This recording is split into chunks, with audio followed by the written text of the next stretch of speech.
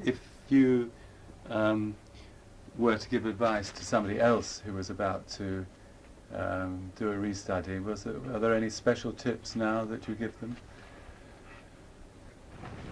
Yes, I would, and do all the formal interviewing yourself. Don't employ anyone else to do it. The most important thing of all. You'll get material 10 times as valuable, even though the other interviewers are in no way expert, but they're expert usually in a different kind of interview.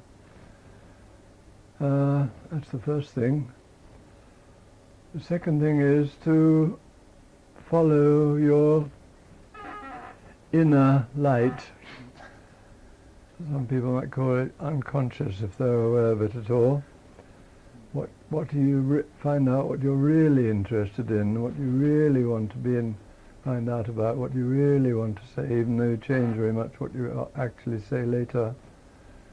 And if you can touch some kind of deep chord in yourself, you're probably going to have a good chance of doing something fairly decent.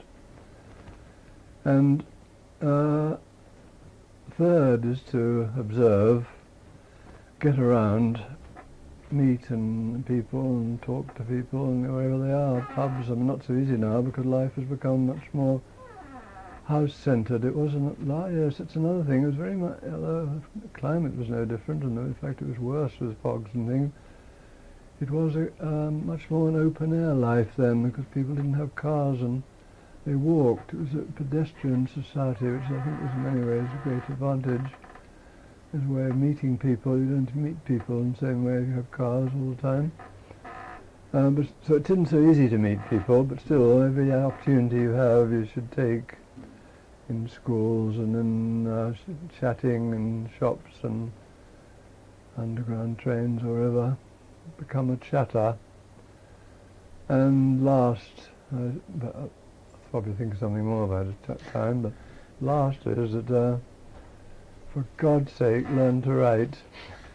I think most people are capable of learning to write, but it's no good if they think they already can do it.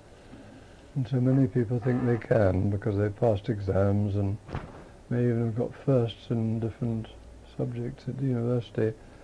Who's saying I can't write then? I've been doing it all my life. But they bloody well can't. Well, not for publication anyway. And unless you're humble about your probable incapacity to write well, you're not going to produce anything that's really going to make an impact on other people, readers. And that means not just taking kind of lessons in writing, which you can do, from someone who can do it already. I think I can teach people how to write, most people, if I have a chance. But it means, of course, because very few people can write well in the first draft, is to take very great deal of trouble about it and show it to people and see if they do understand. And our rule became that if we thought a project was going to take 3 or 4 years, and at least half of that time must be given to the writing up of the material we had if it was going to be any good. And I still think, I don't know whether that's the right sort of actual proportion, but anyway, it's a large proportion of the time needs to be given not to analysis. Analysis is relatively, I think it's difficult, sometimes can be very difficult, but it's the presentation of it all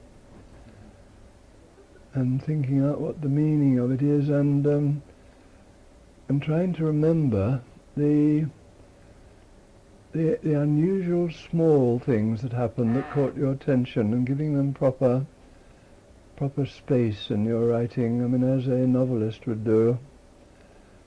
It's the small things about people and the small things about the way they talk and the small things about their clothes and what they put in their mantelpieces, which are the most evocative of the style of life.